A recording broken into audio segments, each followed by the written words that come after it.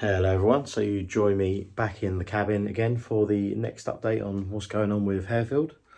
There's stuff everywhere. I've even got new baseboards arrived that don't really fit anywhere, and it's just a bit of a mess in here. But to update you on the end of the last video, so it's now probably a week later.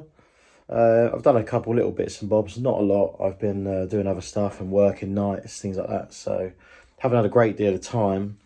But I visited Anthony at AGR yesterday and got a few bits of track and stuff like that, so I can start marking out what I want to do in the raised area, which I'll show you in a second.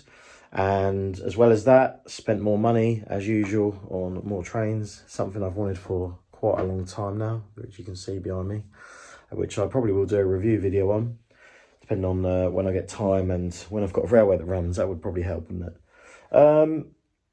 Also, I've started on the upper level on Breakspear's extension, which I'll show you now too. I've got to finish off building all the L-cut creative stuff that goes with it, so that's going to be quite a time-consuming process. However, it's not too bad. It's the painting part that I'm worrying about. But I mean, my painting skills aren't too bad. I just want it to look decent. But yeah, I'll spin the camera around now and show you what the crack is. So here is the new raised section starting to take shape. And you can see I've got it cut out roughly, and I've just put some track in just to show you how it's going to sort of look. But yeah, you can see I've built the first piece of the retaining wall, and I'm going for full recess on this area. Across the back, it's going to have more there the rest of the way along. However, I am slightly worried that I might not have enough room to do them fully recessed, so I may have to bring them in a little bit and sort of go kind of half of that. But these little bits I want to retain as much as possible. You can see the tunnel mouth there, again L-cut stuff. It's all going to be L-cut. There's more, I've got all the rest of it, so another tunnel mouth to go over that side which needs cutting down, and I've got all the retaining walls. So we're going to have 4 retaining walls here, the other arch piece, the tunnel, and then retaining walls along here, and then another 2 here, because this piece is an incline slope.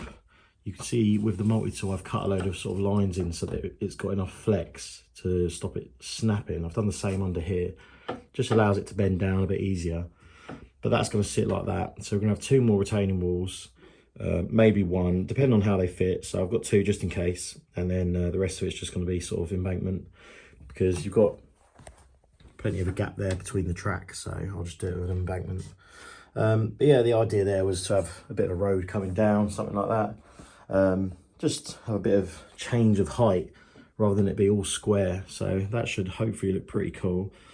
Obviously you're not going to see through here. However, it would be cool to have a little sort of camera or something in there, maybe pointing out this way so that you can sort of see what's going on. But that's something I could explore maybe by poking one inside one of these retaining walls, because you're not really going to see it too much if it was in there. Either that or put one inside the tunnel.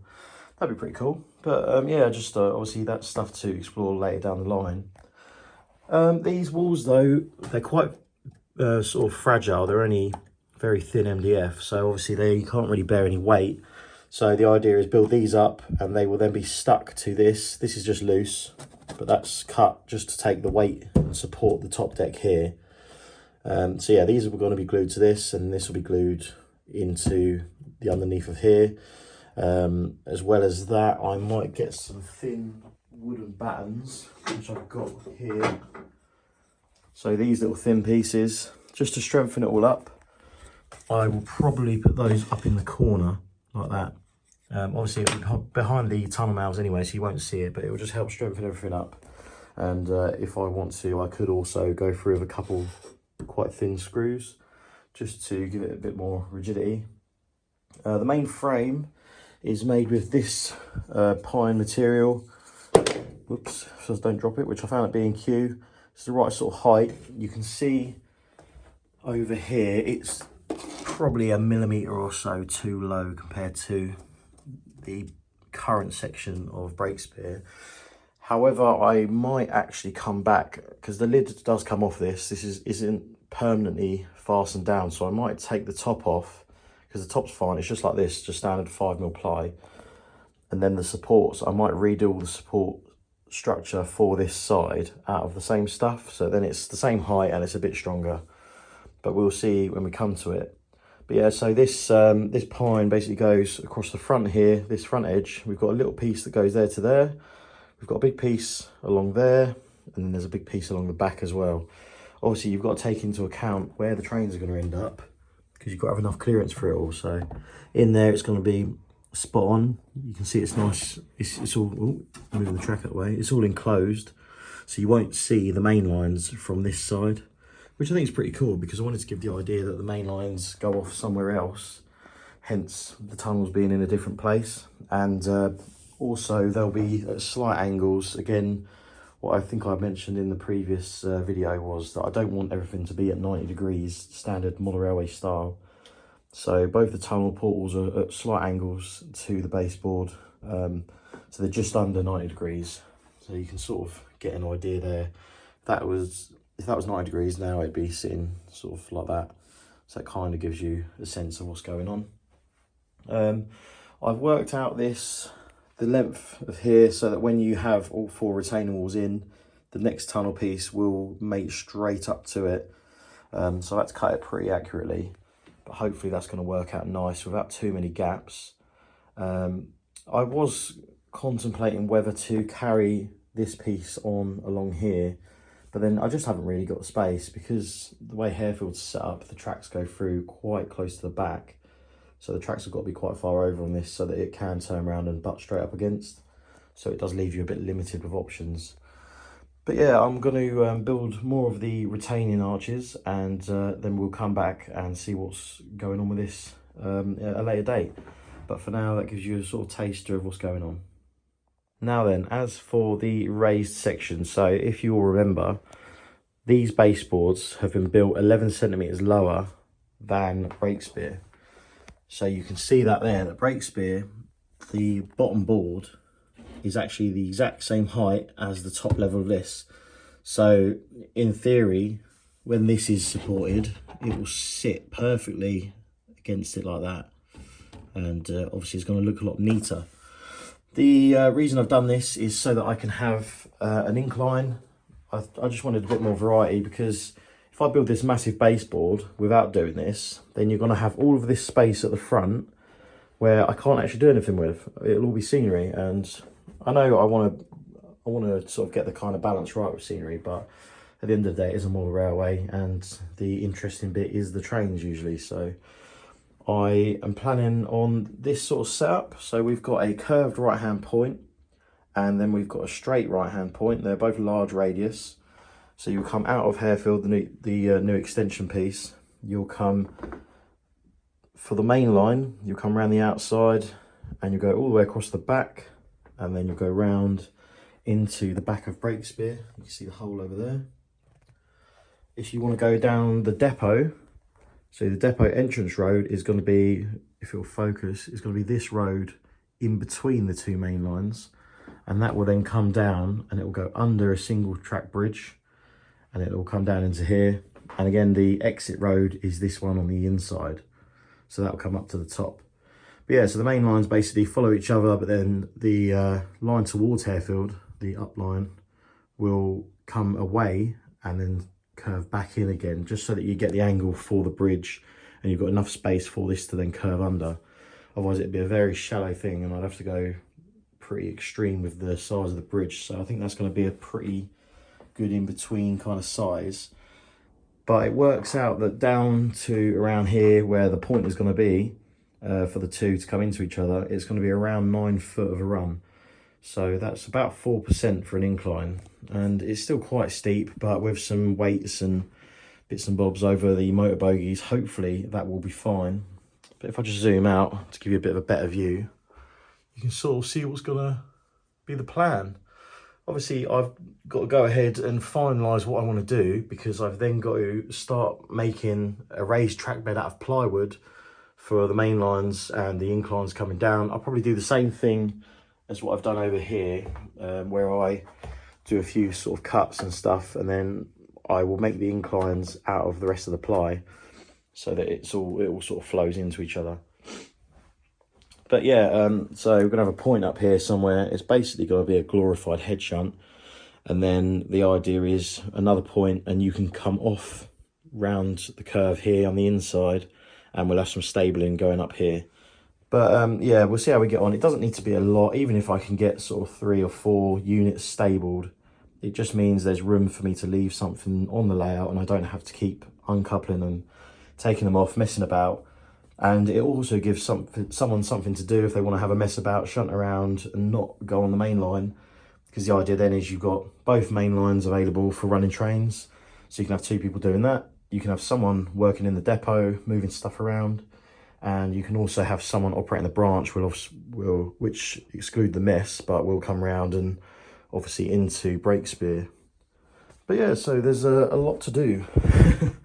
So it's going to be a little while till the next update, but that gives you the general idea. So a bit of progress has happened now. I've been cracking on with the arches and retaining walls for Breakspear, as you can see here. Can't remember if I mentioned it in the last clip, but this lot is all going against the back scene. So this obviously has to be low relief, whereas these can be pretty much full relief. So you've got a slight difference in the two, but hopefully with a bit of paint and weathering and some careful sort of shadowing around the inside edges of these ones, they won't look too bad. This section, however, is looking epic. I'm really happy with that. I've just put the top pieces on. It's all just super glued together with Gorilla Super Glue, which is what I usually use, and it's very strong actually. What I'm going to have to do is order another set of all of this top section to basically go on the other side, because I kind of forgot about that. Obviously I need something there, but yeah, you can see that this is just glued straight onto the top of the retaining walls and the bridge sections, so I've got a gap there. Obviously when I double this up with the other pieces for the other side, that's going to strengthen it up a lot, but I'm also probably going to run some Gorilla wood glue under here, like a nice thick bead, and that should give that the strength it needs, just to stop it sort of popping off. I mean, it's quite strong as it is. You can see there, if I wobble it, it's pretty robust, but it's just to give it that extra little bit of protection. Oh, I had a bit of a brain fart there. But yeah, looking really cool. Also, because on this section, obviously I had no supports behind, so what I've done is make a plywood support out of 5mm, which is basically along the back of these retaining walls. However, because of the depth of them, it would actually stick out from the tunnel mouth. So in here, I've had to sort of shave it back at an angle, same as the piece of wood on this side. But because of that, you can see there, it's a bit crude, but there's going to be brick all the way over it, so you'll never see it. So it's just enough. You'll see if it's sort of in line, it would stick out like that. So what I'm going to do is the brickwork is going to sort of go in at a slight angle and then go across the ply. Hopefully you won't notice in photos and stuff. I don't think you will, because it's very subtle. But also what that's meant is I've had to mess about with this arch. You might not be able to see it from this angle, which obviously means that what I've done works, but basically the back on this arch, rather than being straight at 90 degrees, it sort of sits in a little, so it's not as deep on one side as the other. If I put it like that, then you can see compared to the next one, it doesn't sit in quite as far, and again that's just so it doesn't stick out past the tunnel mouth. So hopefully we'll get away with that. That'll look pretty cool. What I'm doing now is just working out what to do on this side. You can see I've put ply down underneath on either side. It's got ply running down to give it a bit of strength. I'm going to put some small thin battens on the inside again, just to strengthen it up some more. But you can see we've got one arch in. This is standard height, same as the ones the opposite side. However, I've had to cut it at an angle underneath so that it'll actually fit under.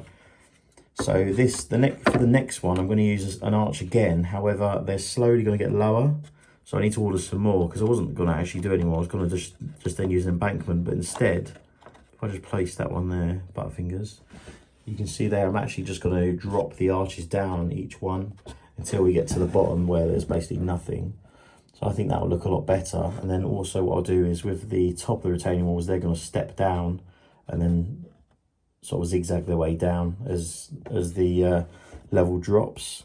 I've got the back piece here for that one, and you can see there that I've had to sort of cut a notch across it and that will allow that to basically just sit in under the arch, because obviously it sits against the plywood at the back, hence the plywood is where it is, because that just means it gives it a lot of strength behind.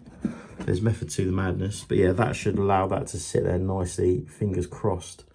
And when that's done, that again should look pretty good, and it should be nice and sturdy.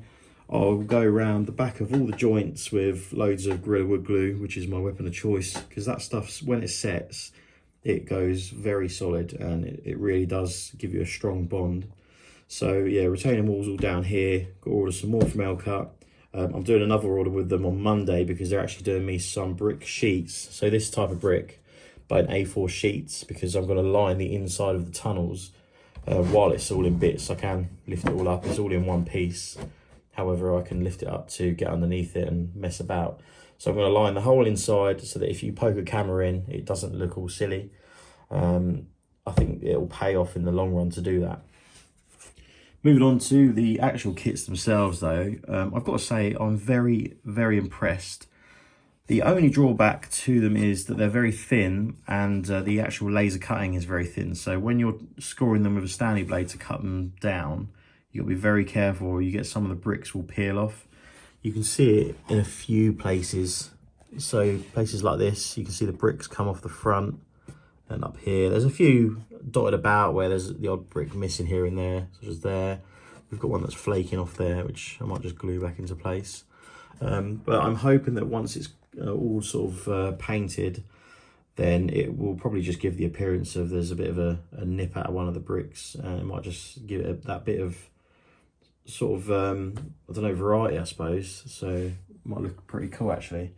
But yeah, these go together really nice. The only thing that I must point out is, as they come from standard, this doesn't work. So they don't actually fit together like this normally, because usually these kits, they sit at an angle. So if you imagine this piece, this would sit actually back, sort of leant back like that, and then this piece above would sit vertical. So you've got a sort of a bend here normally, which would mean obviously that the zigzag sort of piece wouldn't actually work. So you need a filler piece. However, to get around this, all I've done is basically just chopped around the sort of sandwich pieces that make it all up, so that it's all in straight pieces rather than being at angles. And that means that all the retaining walls sit completely vertical rather than angled inwards, or outwards I should say. Obviously it's not perfect, it's not what you'd want in the real world probably, but for this it's got to look pretty good and do the job, and hopefully it'll all come together. You can see I've just got over this section with a quick coat of primer. I've probably gone a little bit too heavy. I kind of was experimenting a bit really. It's not bad over this side, it's pretty good. But then over here, you can see just on this one arch, it's a little heavy and it's filled in a little bit with the brickwork in certain places. But I mean, it's not the end of the world. I can always sort of weather it up and stuff like that. Obviously it needs a proper coat of paint over it anyway, but I just kind of did it to experiment really. But yeah, overall, really happy with the Elcut stuff, and I will definitely be using them again. So it's a thumbs up from me. And another note, their postage is excellent speed-wise. So I ordered some stuff off them, and it literally turned up the next day. So Elcut, if you're watching this, thank you very much. And hopefully this is all going to come together and look excellent. So once again, moving on from Breakspear, I'm going to look at this area over here again. So I've got another piece of 9mm ply to go with this piece, which is about 3.5 foot. So what I'm going to do is basically take the track back up. I'm going to put the ply down, just sort of rest it on the baseboards underneath. I'm going to then build the track plan up again and draw around it all where everything's got to go. And then I'm going to start to cut the wood to shape and sort of cut the incline out and go from there. I'm going to have to get a little bit more ply for this corner. I'm going to move this over by just, this is going to sit in line with the edge of this baseboard here. So that piece is going to sit there, and then I'll get a 2x2 piece for the corner there. This bit, like I say, is just over 3 foot, so I'm going to have to chop that down a little bit, because this is now 3 foot from there to the end of that board. And then obviously I'll have to fill in that section. So the bit that I chop off of there, I will probably be able to do this small section here, because obviously there's going to be a lot of offcuts anyway. It's not obviously staying as a big rectangle slab. For example, this here is the incline back up to get out of the depot. So the wood is going to obviously be cut down here. So you're going to have a massive offcut there anyway. So I'll probably need a little bit more just to go around this curve. Might have enough offcuts to make it, but we'll soon find out. But yeah, for now, I'm going to crack on with that, and we'll come back when I've sort of got an idea what I'm doing. So as you can see, we've got the first area pretty good now. So the up and down lines are in. Obviously the track's not laid, it's just placed there to give you an idea of what's going on. The incline's going down here. I've, again, not done that yet because I don't know what angle it's going to be at. I've got to work that out when I've cut this board. But yeah, I've made this small board to go in this corner, and this big board goes here. I've cut that down to size.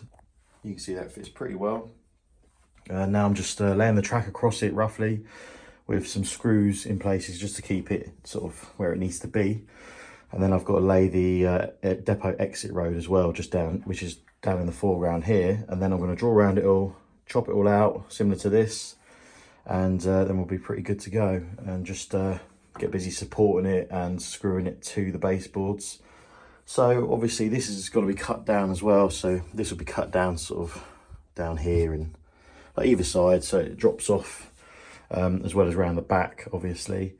But yeah, so this board, I've put this one here because basically the inclines are going to start from around here somewhere, which means I don't have to cut the whole length up the board like this at the end. So I'll cut along here to about here, and the same here again, and then this board will then just bend down, which will mean that we'll get a nice smooth transition from the flat to the incline. And then obviously that will be carried on through this piece. And then down here, obviously I've got to make a new piece to go along here, but obviously this board isn't fully finished yet. So I've got to do that when the Tim Horn stuff arrives. So there's that piece cut then. Sorry to the neighbours if you ever watch this, because it was a bit noisy. I've just cut it with the multi-tool, so it's a little bit rough. So I need to go along and just smooth out all the edges, and I'm going to drill a bigger hole at each end here, because if you drill a hole it will help prevent it from splintering further up, similar to what you do with like cracks and stuff in metalwork, because obviously when it flexes the weak point is this little piece here. So if you drill a hole, then it sort of gets rid of that a little bit, and you can always cover it up with some ballast.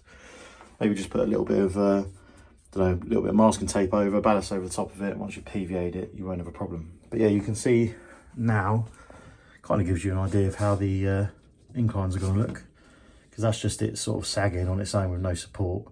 But yeah, it's going to be pretty cool, that. I've got to work out some retaining walls that I can use.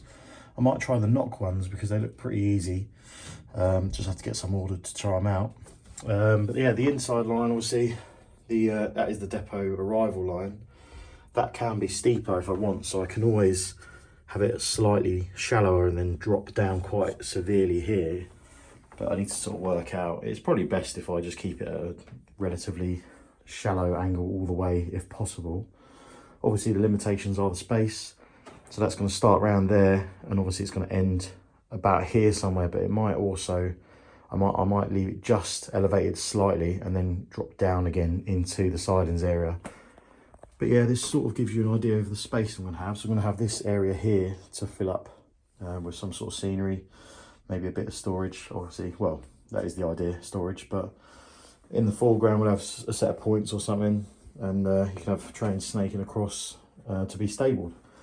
But yeah, I just need to draw around this piece now and cut that out just to follow. And then at some point, I'll cut this back scene out of the extension for harefield. So I've cut the next piece out. I had an offcut, hence it's a bit of a funny shape. You'd probably rather a little bit more meat this end, but it is wide enough. So this goes in this corner. If I just place that there, sort of. So that's going to sit like that.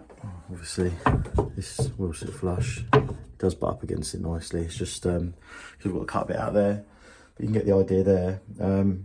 Either side of it, I'm going to do it out of polystyrene anyway, with plaster cloth or clay or something over the top anyhow.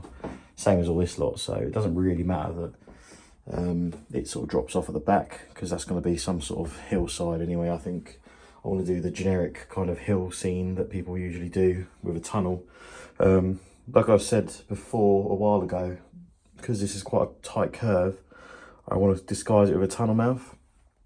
So I'm thinking put the tunnel mouth about here somewhere, so it just looks like it's a curved sort of tunnel, but then the actual sort of sharp part of the curve is within.